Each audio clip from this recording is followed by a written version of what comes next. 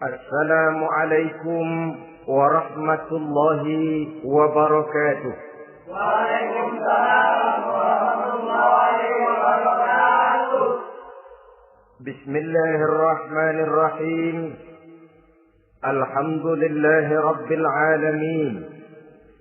Wa bihi nasta'inu ala umuri dunya wad-din. والصلاة والسلام على أشرف الأنبياء والمرسلين سيدنا ومولانا محمد وعلى آله وأصحابه المجاهدين الطاهرين أما بعد. Saudara-saudara kaum muslimin rahimakumullah. Di dalam surah Al-Ankabut ayat 2, Allah Subhanahu wa ta'ala memberikan peringatan. Ahasiban nasu ayyutraku ayyaqulu amanna wa hum la yuftanun. Adakah manusia menyangka bahwa mereka akan dibiarkan saja mengucapkan amanna, dibiarkan saja mengatakan kami beriman kepada Allah, wa hum la yuftanun, padahal mereka belum diuji lebih dahulu.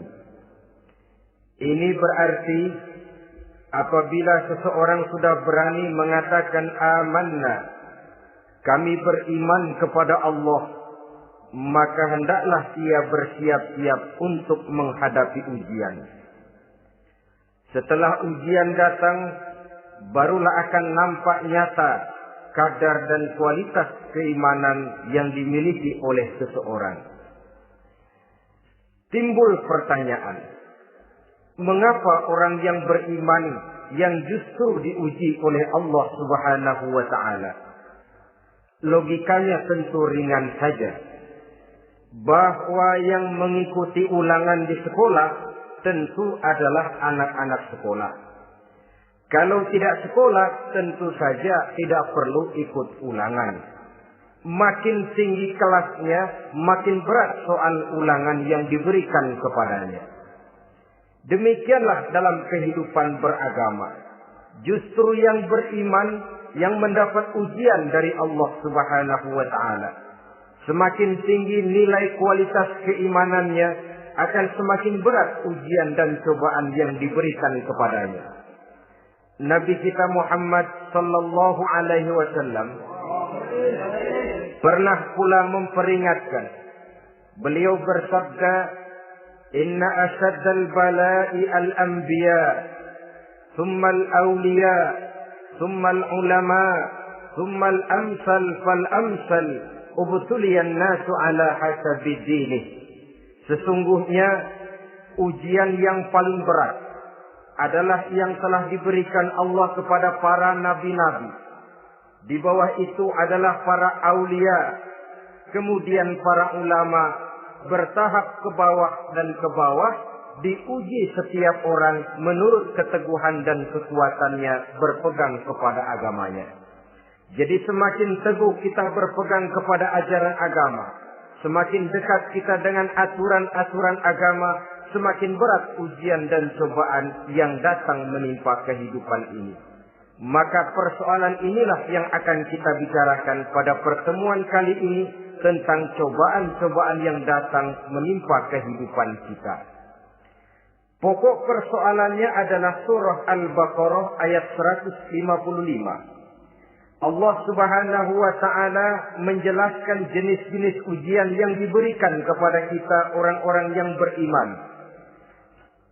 Dalam Al-Baqarah 155 itu Allah Subhanahu wa ta'ala menjelaskan, وَلَنَبْلُوَنَّكُمْ بِشَيْءٍ مِنَ الْخَوْفِ وَالْجُوعِ وَنَقْصٍ مِنَ الْأَمْوَالِ وَالْأَنْفُسِ وَالثَّمَرَاتِ وَبَشِّرِ الصَّابِرِينَ الَّذِينَ إِذَا أَصَابَتْهُمْ مُصِيبَةٌ قَالُوا إِنَّا لِلَّهِ وَإِنَّا إِلَيْهِ رَاجِعُونَ. وَلَنَبْلُوَنَّكُمْ بِشَيْءٍ مِنَ الْخَوْفِ, dan tentu dan pasti kata Allah, kami akan menguji kamu sekalian, kami akan mencoba kamu sekalian dengan sebagian kecil dari rasa takut, wal ju', rasa lapar, wa naqsim minal amwal wal anfusi was samarat, kekurangan harta, jiwa dan buah-buahan. Ada 5 macam jenis ujian yang dijelaskan di dalam Al-Baqarah 155 ini. Yang pertama, walanabluwannakum bisyai'in minal khauf. Kami uji, kami coba kamu dengan sebagian kecil daripada rasa takut. Setiap manusia terlahir dengan membawa 2 sifat. Yang kontroversi, akan disebut apa seseorang bergantung kepada sifat mana yang lebih menonjol di dalam dirinya. Tiap orang punya rasa berani, tiap orang punya rasa takut. Kalau beraninya lebih besar daripada takutnya, ia dinamakan pemberani. Tapi kalau takutnya yang lebih besar daripada beraninya, ia dinamakan penakut. Tapi yang jelas, 2 sifat kontroversial ini memang ada dalam diri manusia. Akan diuji kamu sekalian dengan sebagian kecil daripada rasa takut. Takut yang kadang-kadang tidak beralasan. Yang kaya takut jatuh miskin, yang punya jabatan takut kehilangan kedudukan dan pengaruhnya, dan pada akhirnya yang hidup pun menjadi takut mati. Sesuatu yang sungguh tidak beralasan dan menimbulkan kegelisahan di dalam kehidupan. Mari kita lihat dampak yang ditimbulkan oleh rasa takut ini. Ada orang kaya yang takut jatuh miskin. Akibat rasa takutnya ini, pertama, ia menumpuk-numpuk harta sebisa-bisanya dengan menghalalkan segala macam cara. Tidak peduli halal haram, tidak ngerti hak batil, tidak tahu hak dan pantas dan ma'ruf munkar atau tercela. Yang penting ia bisa menumpuk-numpuk harta, menimbun-nimbunnya, tidak hanya cukup untuk dirinya sendiri. Kalau perlu anaknya sudah dipersiapkan untuk jadi orang kaya. Cucunya disiapkan jadi orang kaya. Anak cucunya, cucu-cucunya, seluruhnya. Dia takut jatuh miskin. Kemudian akibat dari rasa takut ini, ia pun terjebak ke dalam penyakit bakhil bin pelit alias kikir. Tidak sedikit pun tergerak hatinya untuk memberikan bantuan dan pertolongan kepada mereka yang memang memerlukannya. Termasuklah ia ke dalam apa yang diingatkan Allah. Allazi jama'a malan wa addadahu yahsabu anna malahu akhlada. Orang-orang yang menumpuk-numpuk harta kemudian menghitung-hitungnya. Dia menyangka bahwa hartanya akan dapat mengekalkan kehidupannya di dunia ini. Dia menyangka hartanya akan dapat mengekalkan kebahagiaannya di dalam kehidupan ini. Maka kerjanya hanya menumpuk dan menumpuk. Dan dia sangat takut untuk jatuh miskin. Saudara-saudara kaum muslimin rahimakumullah. Lalu yang kebetulan punya jabatan takut kehilangan kedudukan dan pengaruhnya. Maka ia akan melakukan segala cara dan jalan untuk menjaga keamanan dan ketenangan dari jabatan yang sedang didudukinya. Hilang kesadaran bahwa jabatan adalah amanah. Hilang pengertian bahwa kedudukan adalah alat untuk berbuat baik dan mengabdi kepada sesamanya. Yang ada pikirannya hanyalah bagaimana menjaga kedudukan dan pengaruhnya agar tetap ada dalam dirinya. Segala cara pun dilakukan dan kadang-kadang ia kehilangan kontrolnya. Kemudian pada akhirnya manusia pun dilanda oleh perasaan takut mati. Sungguh sangat tidak beralasan sama sekali. Karena mati adalah kewajiban dari semua yang bernama hidup. Dan Nabi mengingatkan, al-mautu babun fa kullun nasi dakhilu. Mati adalah merupakan satu pintu yang setiap orang akan masuk ke dalam pintu itu. Bahkan mati sesungguhnya bisa merupakan nasihat di dalam kehidupan kita. Beliau bersabda, taraktu fikum nasihataini, natiqan wa samitan. Aku tinggalkan kepada kamu 2 macam nasihat. Pertama, nasihat yang pandai bicara, dan yang kedua, nasihat yang diam saja. Sahabat bertanya, nasihat yang pandai bicara itu apa ya Rasul? Beliau menjawab, Al-Quran. Kalau nasihat yang diam saja apa ya Rasul? Beliau menjawab, mau. Saudara-saudara kaum muslimin rahimakumullah. Yang kaya takut miskin. Yang punya jabatan takut kehilangan kedudukan dan pengaruhnya. Dan pada akhirnya yang hidup pun menjadi takut mati. Sesungguhnya takut-takut yang sangat tidak beralasan sama sekali. Jika orang kaya takut jatuh miskin, untuk itu kemudian dia menghalalkan segala macam cara untuk menumpuk kekayaan yang tidak akan habis dimakan selama 7 turunan. Kemudian diiringi dengan sifat bakhil, sifat tertutup, sifat berpangku tangan melihat kesulitan dan penderitaan orang lain, maka sesungguhnya dia tidak merasa bahwa harta merupakan titipan dari Allah Subhanahu wa taala. Bahwa ia merupakan alat dan bukan merupakan tujuan di dalam kehidupan ini. Takut miskin adalah satu penyakit yang mengakibatkan orang lupa diri dan lupa daratan. Takut kehilangan kedudukan dan pengaruh juga adalah penyakit yang menyebabkan orang menghalalkan segala macam cara untuk menjaga kedudukan dan jabatannya. Dan takut mati juga sebenarnya sesuatu yang tidak beralasan. Sebab siapa yang berani hidup harus berani pula menghadapi mati. Yang takut mati tidak usah hidup saja. Karena mati adalah kewajiban bagi semua orang-orang yang hidup. Oleh karenanya, rasa takut yang tidak beralasan sesungguhnya merupakan ujian untuk menguji nilai-nilai keimanan yang ada di dalam diri kita. Orang kaya diuji dengan hartanya, pejabat diuji dengan kedudukan dan pengaruhnya, manusia hidup diuji dengan akan datangnya mati yang menjemput kehidupannya.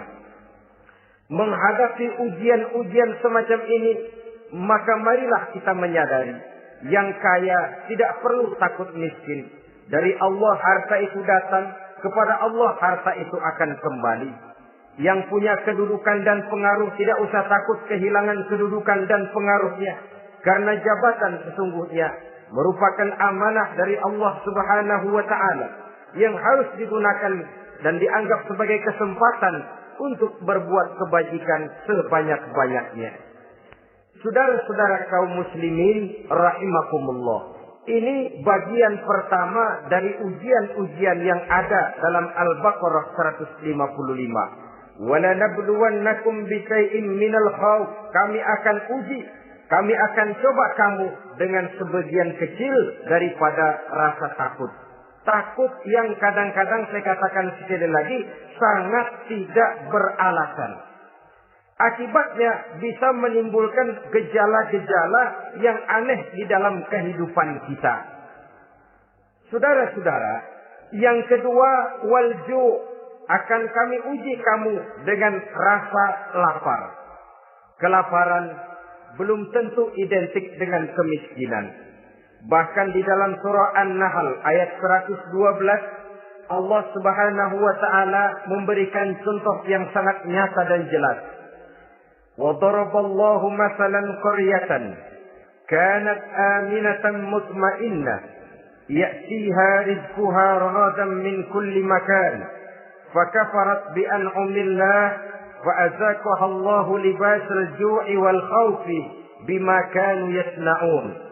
Allah memberikan contoh bagaimana keadaan satu negeri yang makmur, aman, tenang, tentram. Rezekinya datang dari segala arah. Fakafarat bi an'umillah, tapi sayang sekali penduduknya kufur dengan nikmat yang diberikan Allah Subhanahu wa taala kepada mereka. Akibatnya fa'azaqahallahu libasal ju'i wal khauf. Allah timpakan kepada mereka kelaparan dan ketakutan bima kanu yasnaun, sebagai akibat dari apa yang telah mereka lakukan. Marilah kita melihat contoh dalam Al-Quran ini untuk mengadakan introspeksi di dalam diri dan kehidupan kita masing-masing. Adalah satu keberuntungan bahwa kita sebagai manusia dijadikan Allah sebagai khalifahnya di permukaan bumi ini, yang ditugaskan untuk membudidayakan alam mengelola dan mengambil manfaatnya bagi sebesar-besar manfaat di dalam kehidupan kita. Dijadikannya bumi untuk tempat tinggal kita sebagai hamparan di mana segala fasilitas dan kebutuhan hidup kita tersedia. Tinggal lagi kita pandai-pandai mengelolanya. Apalagi buat kita Muslim yang tinggal di persada Nusantara tercinta Indonesia ini. Satu negara yang orang katakan untayan jamrut katulistiwa, yang hijau ranau subur makmur, melahirkan slogan dengan kata gemah rifah loh jenawi, toto tentrem kertora arjo. Negara yang demikian subur, negara yang demikian indah, negara yang demikian hijau ranau ini, apabila kita terkena fakafarat bi an umillah, kufur kepada nikmat yang diberikan oleh Allah kepada kita, dia tidak akan mendatangkan ketenangan, dia tidak akan mendatangkan kesejahteraan, bahkan akan sangat boleh jadi akan menimbulkan kekacauan, ketidaktenangan dan kelaparan di tengah negara yang subur makmur. Inilah yang sangat menyedihkan. Kenapa ini bisa terjadi? Fakafarat bi an umillah, orang kufur terhadap nikmat yang diberikan Allah Subhanahu wa taala. Diberikan negara yang subur, makmur, indah, hijau ranau, tapi dikelola dengan cara yang brutal dan membabi buta. Menguras sumber daya alam melampaui sebagaimana yang seharusnya, sehingga memperkosa keadaan alam itu sendiri. Hutan dan belukar yang ditebangi secara liar dan sembarangan akan melahirkan gurun-gurun pasir yang gersang dan tandus. Sehingga dengan demikian maka akan mengakibatkan malapetaka bagi kehidupan manusia itu sendiri. Begitu juga percobaan-percobaan ilmu pengetahuan yang mengundang dan mengandung reaktor-reaktor nuklir akan memberikan luka kepada alam itu sendiri, yang mengakibatkan akan kembali kerugian kepada makhluk bernama manusia. Saudara-saudara kaum muslimin rahimakumullah. Jadi dengan demikian, di dalam satu negara yang subur, hijau, ranau dan makmur, bisa saja terjadi kelaparan apabila kita ingkar, tidak mau bersyukur terhadap nikmat yang diberikan Allah kepada kita. Kita kelola alam ini seenak perut kita saja dengan tidak memikirkan akibatnya di kelak kemudian hari nanti. Kita ambil satu contoh. Orang-orang tua kita dulu pada umur 60 tahun, 70 tahun, kalau dia menanam kelapa, orang lalu bertanya, kakek nanam kelapa untuk siapa nanti? Apa jawabannya? Untuk anak cucu saya. Umur 60 tahun atau umur 70 tahun, ia masih menanam pohon kelapa. Untuk apa katanya? Untuk anak cucu saya di belakang kemudian hari nanti. Orang yang bisa menanamkan sesuatu untuk generasi yang akan datang, itulah orang tua yang bijaksana. Tapi orang yang menanam sesuatu hanya untuk kepentingan dirinya sendiri saja, maka itulah orang yang hanya mementingkan diri sendiri atau orang egois. Tapi lebih celaka lagi, orang yang mau melakukan sesuatu yang akan meninggalkan akibat bagi generasi yang akan datang, akibat yang tidak baik, itulah orang yang aniaya, orang yang zalim di dalam kehidupan kita. Bumi, tempat di mana kita manusia tinggal, bukan satu wujud yang tanpa batas. Pernahkah kita membayangkan cuma satu bumi untuk dihuni oleh 5 miliar lebih dari makhluk bernama manusia, yang kadang-kadang pertumbuhan sarana untuk menunjang kehidupan tidak sepesat pertumbuhan jumlah makhluk bernama manusia itu sendiri. Oleh karena itu kita dituntut untuk pandai-pandai mengelola, membudidayakan alam ini dengan tetap menjaga keseimbangannya, sehingga bahaya kelaparan yang merupakan ujian di dalam kehidupan, insya Allah tidak akan kita temukan di dalam kehidupan kita. Saudara-saudara kaum muslimin rahimakumullah. Ini kelaparan dalam artian sebagai satu bangsa.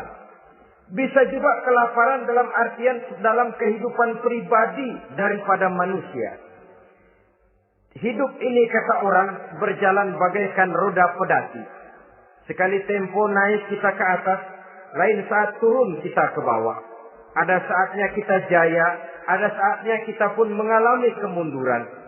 Oleh karena itu, pasang surut kehidupan ini membuat orang seharusnya sadar bahwa pasang surut itu tidak harus menyebabkan pasang surutnya dia di dalam melaksanakan ibadahnya kepada Allah Subhanahu wa ta'ala.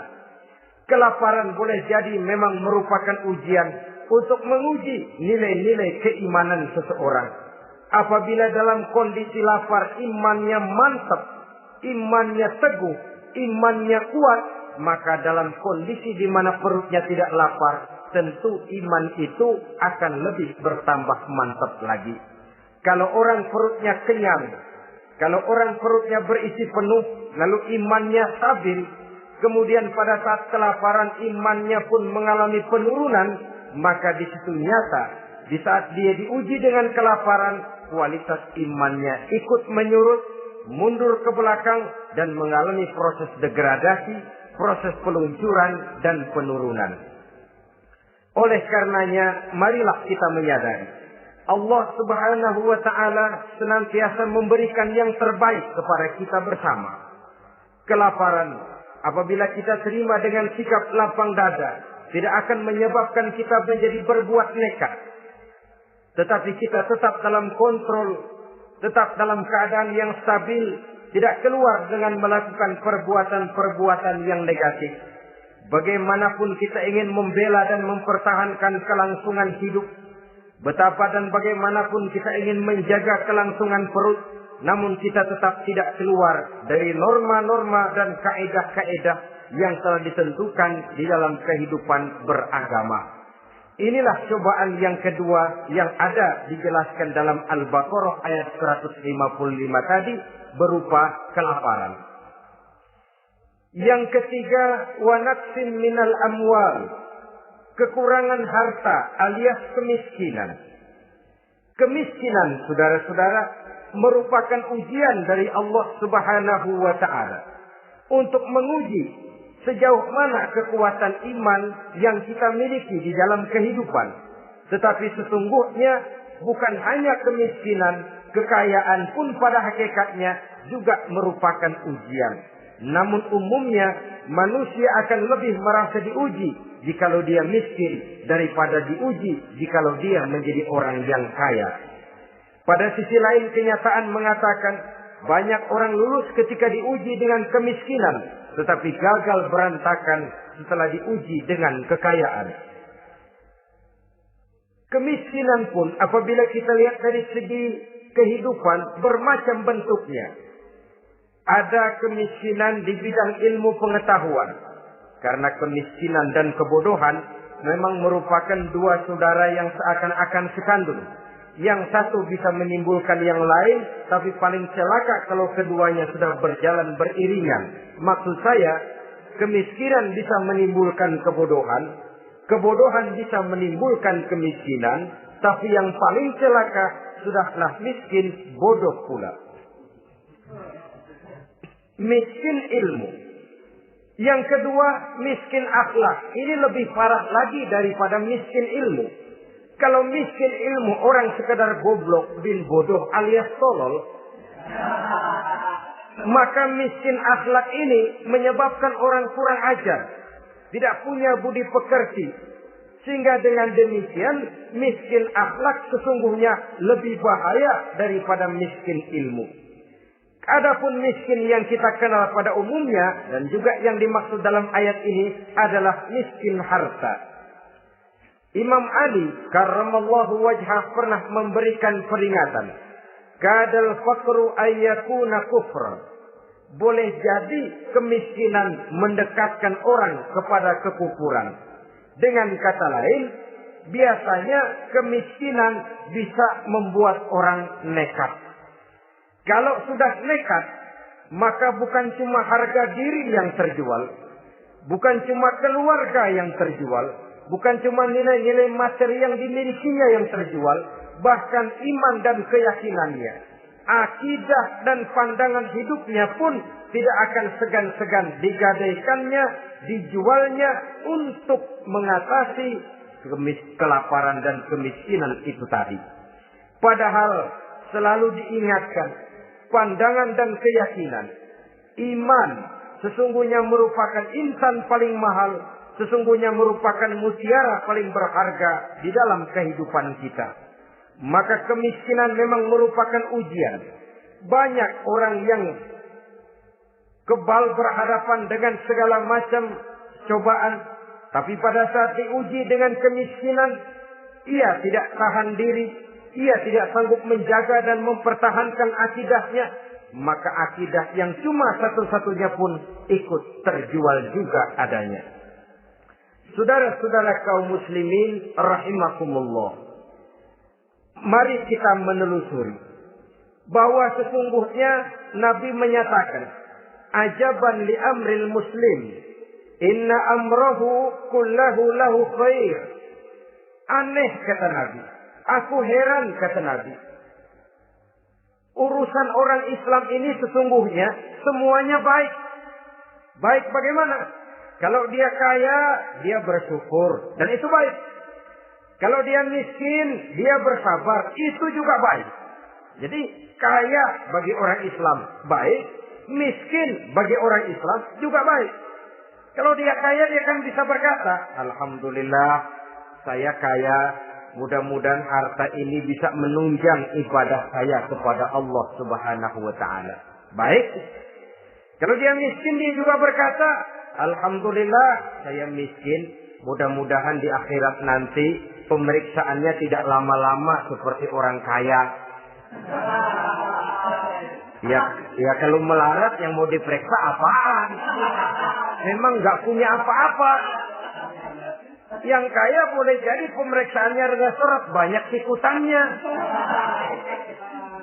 Saudara-saudara kaum muslimin, dua persoalan ini baik kalau kita tidak salah terima. Mana yang lebih baik? Tentu yang lebih baik menjadi orang kaya yang bersyukur. Dan itu memang wajar. Kaya, syukur. Miskin, sabar. Yang luar biasa kalau mau tahu, miskin, syukur. Kalau kaya, syukur memang mestinya. Miskin, sabar. Ya mestinya lah, miskin kagak sabar mau kemana? Tapi yang luar biasa sesungguhnya, miskin, syukur. Syukur bagaimana? Ya seperti saya katakan tadi. Alhamdulillah, mudah-mudahan di akhirat nanti pemeriksaannya tidak lama seperti orang yang kaya. Sehingga kata Nabi, setiap persoalan yang dihadapi umat Islam baik bagi dia. Miskin, baik. Kaya, baik. Asal orang tidak salah terima. Tapi sebaliknya, kalau salah terima, kaya, lupa diri. Miskin, lupa daratan. Pada posisi di mana dia sebenarnya tidak bisa menerima kenyataan dengan baik. Akhirnya kehilangan kontrol. Saudara-saudara kaum muslimin rahimakumullah. Karena itu pada pertemuan kali ini saya ingin mengajak kita bersama. Marilah kita menyadari betapapun kemiskinan yang datang menimpa, seluruhnya merupakan ujian yang datang dari Allah untuk menguji nilai-nilai keimanan kita. Jangan iman itu berubah, jangan akidah itu bergoyah, jangan keyakinan dan pandangan hidup itu tertukar dengan keyakinan dan pandangan hidup lainnya. Bahkan dalam kemiskinan, orang biasanya menemukan diri dan kepribadiannya. Dalam kemiskinan, orang bisa berjalan lebih lurus untuk mendekati Allah Subhanahu wa taala. Sesungguhnya kemiskinan bukan merupakan sesuatu yang harus kita takuti. Apalagi kalau ia memang merupakan ujian. Kemiskinan yang merupakan ujian adalah kemiskinan yang akan berakhir dengan kebaikan. Saudara-saudara kaum muslimin, tapi jangan lupa membicarakan pokok persoalannya. Ini kalau kemiskinan menimpa orang-orang yang beriman, itu yang ujian. Kalau nggak beriman, melarat, bukan ujian, persekot.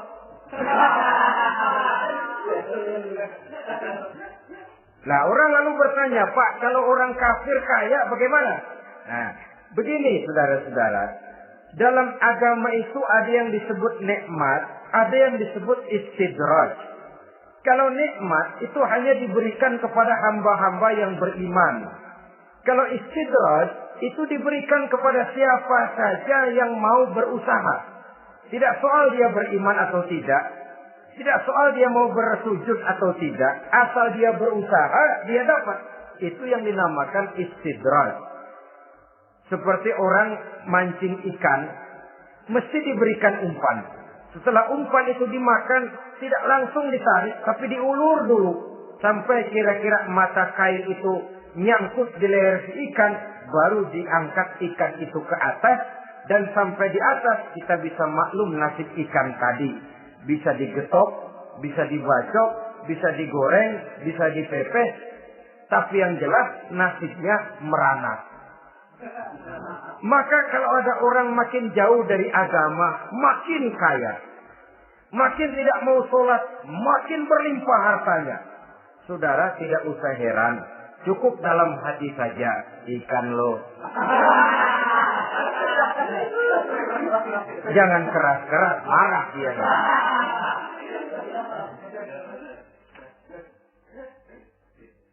Kemiskinan apabila didasari dengan sikap keimanan merupakan ujian untuk menguji kualitas keimanan seseorang.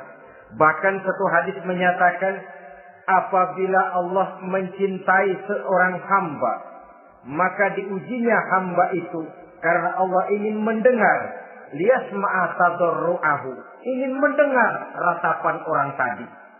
Sama juga kita, kadang-kadang karena cinta benar kepada anak kita yang mungil, suatu saat kita ingin mendengar dia nangis, kita cubit dia. Bukan karena gemes, bukan karena benci, ingin mendengar nangisnya kok indah begitu. Saudara-saudara kaum muslimin rahimakumullah. Jadi jangan sampai ada pertanyaan, saya kan sembahyang rajin banget, kenapa miskin ya? Apabila sekali lagi didasari dengan sikap keimanan, maka kemiskinan merupakan ujian. Dan tentu anak sekolah itu kalau lagi ujian berat, capek, sakit hati, peras keringat, banting tulang, kepanasan, kehujanan, kenikmatan baru akan dia rasakan pada saat terima rapot pengumuman kenaikan kelas. Di situ kenikmatannya terasa. Demikian menghadapi ujian, kita cuma mengeluh. Kenapa ada rasa takut? Kenapa kelaparan? Kenapa kemiskinan? Di balik semua itu, apabila kita sudah merasakan naik kelas, akan terasalah kenikmatannya. Itu ujian yang ketiga.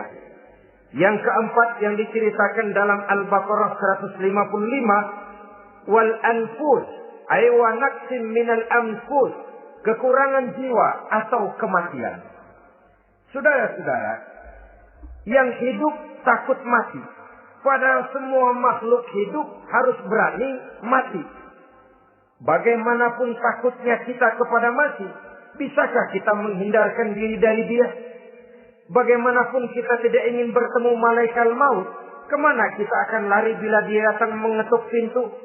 Bagaimanapun kita ingin menghindar dari pertemuan dengannya, kemana kita akan lari apabila dia sudah datang hendak menjemput nyawa?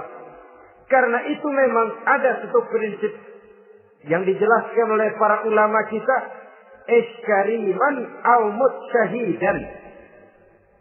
Mati dan hidup dua hal yang tidak terpisahkan. Oleh karenanya, kalau memang hidup, hiduplah secara mulia. Kalau mati, matilah secara syahid. Hidup mulia atau mati syahid. Jangan terbalik. Hidup sia-sia, mati konyol. Nilai yang tidak ada artinya. Alangkah nikmatnya hidup yang berisi kemuliaan, dan alangkah indahnya mati dalam nilai syahid. Saya ingin menyegarkan ingatan saudara-saudara kepada sikap Nabi Allah Ismail alaihi salam ketika menghadapi keputusan dari Allah Subhanahu wa taala memerintahkan Nabi Ibrahim alaihissalam untuk menyembelih leher anaknya Ismail, yang ini berarti adalah kematian. Ketika datang perintah untuk menyembelih leher Nabi Ismail, Nabi Ibrahim berkata kepada putranya, "Ya bunayya inni ara fil manami anni azbahuka fanzur maza tara."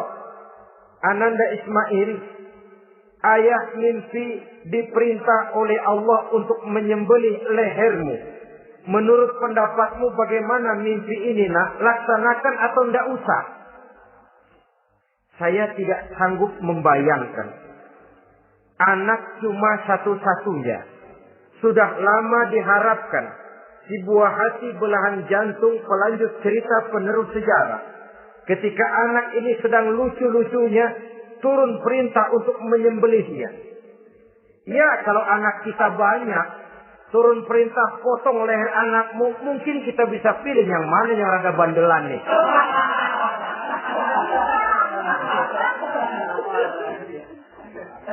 Tapi ini anak cuma satu-satunya. Lucu, sudah lama diharapkan. Dan memang itu juga merupakan ujian kepada Nabi Allah Ibrahim. Seolah-olah Allah berkata, "Hai Ibrahim, dahulu sebelum kau punya anak, kau memang cinta kepadaku. Sekarang setelah kau punya anak, masuk rasa cinta anak ke dalam hatimu. Buktikan Ibrahim, mana yang lebih besar, cintamu kepadaku, kata Allah, atau cintamu kepada anakmu. Sembelih leher anakmu." Ternyata kemudian sejarah menyatakan Nabi Ibrahim cinta kepada Allah, beliau pun cinta kepada putranya. Tapi cintanya kepada Allah lebih besar daripada cintanya kepada putranya. Sehingga ketika turun perintah penyembelihan, itu pun dilaksanakannya, tapi tetap musyawarah dulu. Yakin itu memang perintah Allah, beliau toh mengajak dialog putranya. Ini yang penting dalam kehidupan kita. Dialog. Nah, bapak mimpi diperintah Allah untuk menyembelih lehermu. Menurut pendapatmu bagaimana, nak? Laksanakan atau tidak? Yakin itu perintah Allah. Tapi asas musyawarahnya tidak beliau tinggalkan. Walaupun yakin orang tua berbuat untuk kebaikan anak, alangkah baiknya anak diajak bicara. Sehingga dengan hasil pembicaraan ini nanti kita akan mengerti gejala perkembangan dan kemauan dari jiwa si anak tadi. Saudara-saudara kaum muslimin, apa jawaban Nabi Allah Ismail yang ketika itu masih remaja? Beliau menjawab, "Ya abatif al-ma tu'mar, satajiduni insyaallahu minas sabirin." Bapak, jikalau memang ini memang perintah Allah, laksanakan saja Bapak. Tidak usah ragu. Mudah-mudahan nanti Bapak akan menemukan saya termasuk ke dalam golongan orang-orang yang sabar. Ini pantulan doa Nabi Ibrahim dahulu ya. Ketika meminta seorang keturunan yang merupakan anak yang soleh. Jawaban dari anak yang soleh. Kalau memang ini perintah Allah Bapak, laksanakan saja. Saya insya Allah termasuk ke dalam golongan orang-orang yang sabar. Kalau Allah memerintahkan Bapak untuk menyembelih leher saya, silahkan Pak. Saya ikhlas, saya ridho, saya rela untuk memenuhi perintah Allah Subhanahu wa Ta'ala.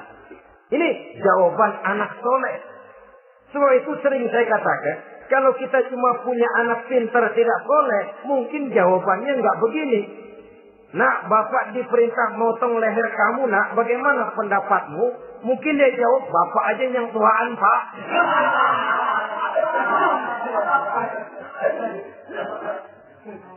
Saudara-saudara kaum muslimin rahimakumullah. Jadi prinsip ini gugur memenuhi panggilan Allah. Hidup mulia atau mati dengan syahid. Dua pilihan yang harus dua-duanya bisa kita laksanakan. Iskariman au mutsyahidan. Kalau hidup, hiduplah dalam kemuliaan. Kalaupun mati, matilah sebagai syahid. Sebagai orang yang dikenang kebaikan dan kebajikannya.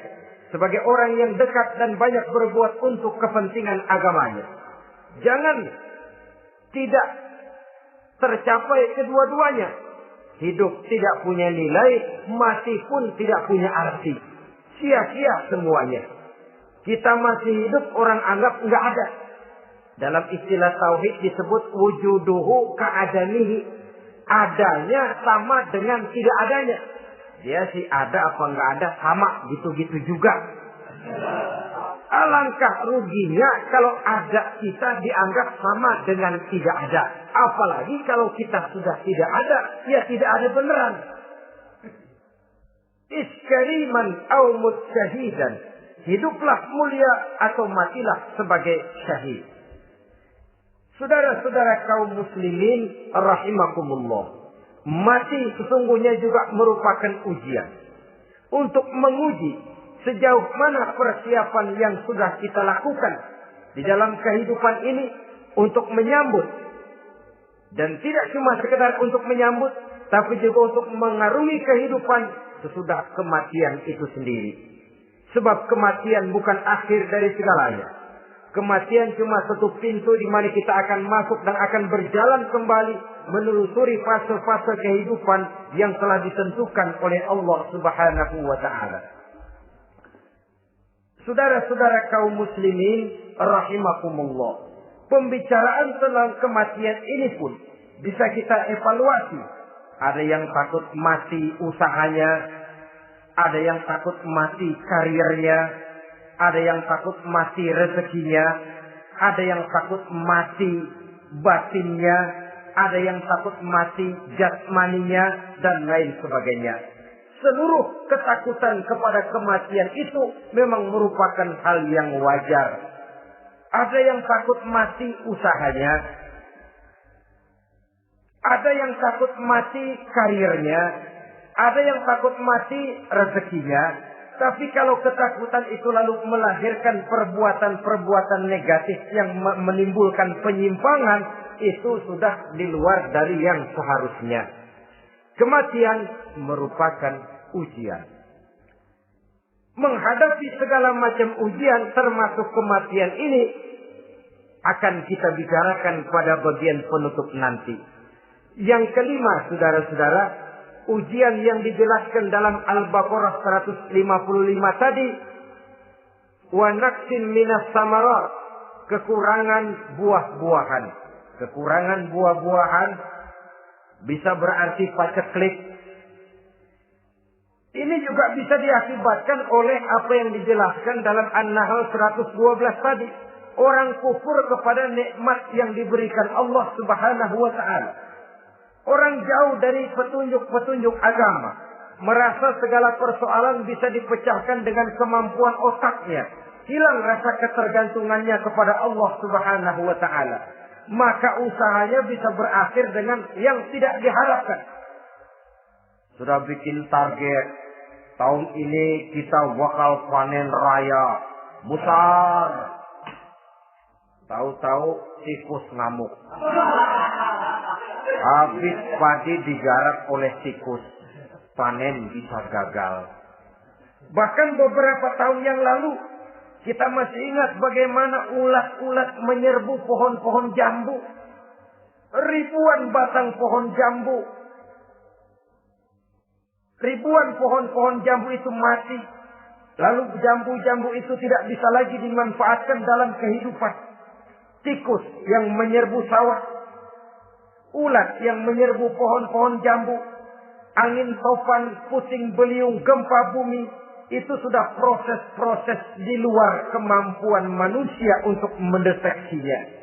Disinilah manusia harus sadar bahwa setelah ia berusaha dan berusaha sesuai dengan keterikatannya kepada hukum alam, kepada sunnatullah, maka ia harus punya sandaran vertikal kepada Allah Subhanahu wa ta'ala.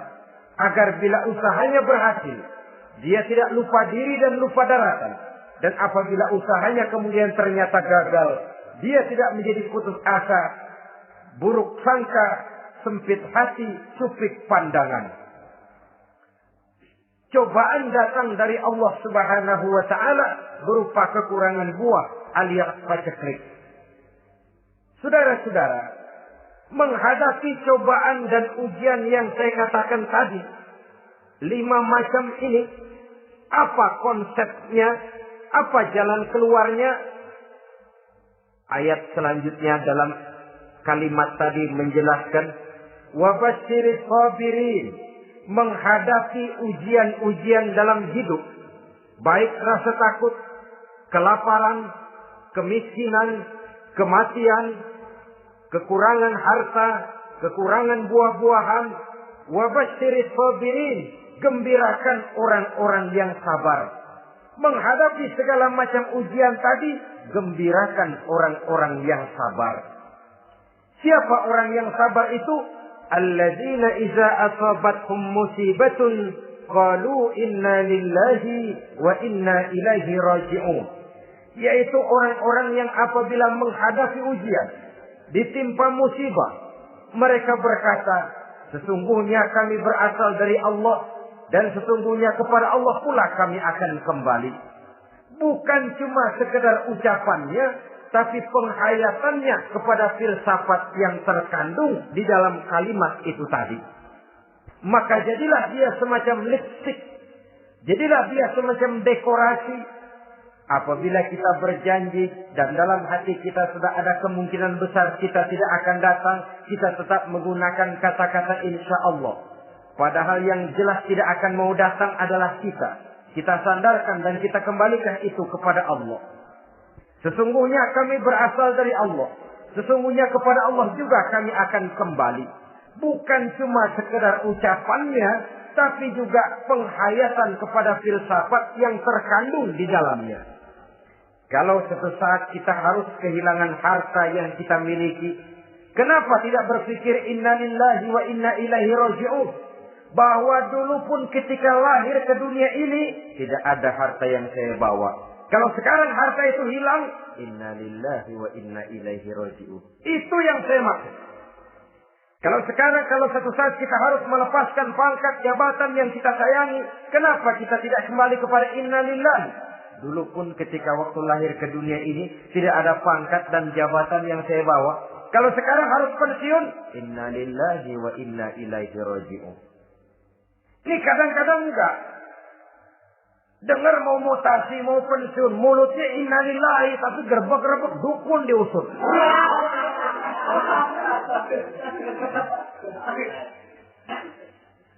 Keluarganya meninggal, mulutnya inna lillahi, tapi nangisnya tetap nggak mau berhenti. Bukan cuma sekedar ucapannya, tetapi penghayatan kepada nilai dan filsafat yang terkandung di dalam kalimat inna lillahi itu.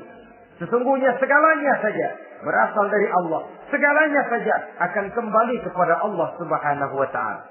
Kalau ini yang kita jadikan landasan, maka sesungguhnya menghadapi berbagai ujian ini, kita tidak akan salah tingkah. Tidak akan salah tingkah, tidak akan salah sikap. Kalau sudah ini dasar dan fondasi yang menjadi landasan tempat di mana seluruh cobaan datang bertumpu, segalanya datang dari Allah, segalanya akan kembali kepada Allah, maka betapapun bertumpu ujian datang menimpa, rasanya tidak akan lagi membuat kita goyah. Karena fondasi tempat kita berdiri sudah demikian kokoh dan kuatnya. Dan fondasi itu inna lillahi wa inna ilaihi raji'un. Segalanya datang dari Allah. Segalanya akan kembali kepada Allah Subhanahu wa ta'ala. Keyakinan ini memberikan kelapangan jiwa. Dari kelapangan jiwa maka akan tertuang ketenangan dan ketentraman. Jauh dari stres, jauh dari darah tinggi, jauh dari bingung, jauh dari rasa takut, segalanya sudah kita kembalikan kepada Allah Subhanahu wa ta'ala. Saudara-saudara kaum muslimin rahimakumullah. Oleh karenanya, ini jalan keluar dan inilah orang yang sabar. Yaitu orang yang mengembalikan segala persoalan bahwa segalanya datang dari Allah, segalanya akan kembali kepada Allah. Bukan sabar dalam pengertian kita sehari-hari. Sabar, maaf ya, dalam pengertian kita sehari-hari biasanya orang yang sabar yang gak banyak tingkah. Diam, gak salah apa-apa, kepala dikelepak. Diam aja. Ente nggak salah apa-apa dikelepak diem ya. Gue lagi sabar, diem loh. Rasanya ini sih, kalau sabar macam ini yang kita punya, boleh jadi kita akan tertindas terus. Sebab itu pada penghujung surah Al-Asr Allah menggandengkan antara tawasau bil haq dengan tawasau bis sabr. Kebenaran dan kesabaran dua hal yang memang tidak boleh terpisahkan satu dengan yang lain. Kalau kita benar, kita harus sabar. Kalau kita mau sabar, harus karena benar. Apabila kebenaran satu prinsip, maka kesabaran adalah satu strategi. Prinsip yang tanpa strategi bisa membuat kita tidak akan mencapai tujuan yang kita harapkan. Artinya, kebenaran tanpa kesabaran membuat kita mudah dipatahkan orang, tapi kesabaran tanpa kebenaran akan membuat kita diinjak terus oleh orang lain. Karena itu, kalau yakin kita benar, harus sabar. Kalau mau bersabar, harus karena benar. Dalam hal ini, sifat sabar yang dicontohkan oleh Rasulullah Sallallahu Alaihi Wasallam sungguh memang merupakan jadi panutan. Sepanjang persoalannya adalah persoalan pribadi. Sepanjang pribadi beliau yang dihina, sepanjang pribadi beliau yang dicaci maki, beliau biasanya bisa mengendalikan diri. Tapi kalau sudah agama masalahnya, maka beliau pun tidak segan-segan mencabut pedang maju ke medan perang. Bukan untuk memaksakan agama dan keyakinan, karena agama dan keyakinan memang tidak bisa dipaksakan. Tapi untuk menjaga, membela dan mempertahankan agama dari hinaan, cemoohan dan caci maki orang lain. Yang kita lakukan sebaliknya. Kalau pribadi kita yang dihina, marahnya 17 langit. Tapi kalau sudah agama dicaci maki orang, agama dihina orang, agama diremehkan orang, biarin dah, masih banyak ustaz. Cuma masalah ustadkah agama itu? Cuma urusan kiai kah agama itu? Tidak. Agama itu urusan setiap pribadi muslim. Ya, dia jadi pengusaha. Ya, dia jadi pejabat. Ya, dia jadi seniman. Ya, dia jadi teknokrat. Ya, dia jadi ekonom. Ya, dia jadi pakar di berbagai bidang. Agama adalah masalah setiap kita. Kalau pribadi Nabi yang dicaci, pribadi yang dihina dan dicemoohkan orang, beliau mengendalikan diri. Tapi kalau sudah agama taruhannya, beliau tidak segan-segan cabut pedang maju ke medan perang. Sabar tapi pada tempatnya. Sabar tidak dalam artian diam, delohom, ayem-ayem, gelenggem, menunggu embun yang turun dari langit. Emang lagi lapar, sabar aja. Nggak usah makan, nanti juga waktunya Tuhan kasih kenyang. Kalau sabar macam ini yang kita pakai, lapar terus dah. Emang giliran sakit, sabar aja. Nggak usah berobat, nanti juga waktunya baik, sembuh. Mati terus dah.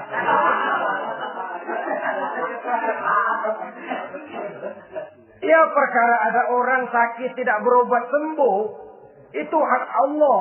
Tapi tidak boleh kita jadikan sandaran, apalagi kalau makom kita dengan Allah masih sedemikian jauhnya. Itu hanya ucapan dari orang-orang yang makom dia dengan Allah itu sudah tidak ada jarak.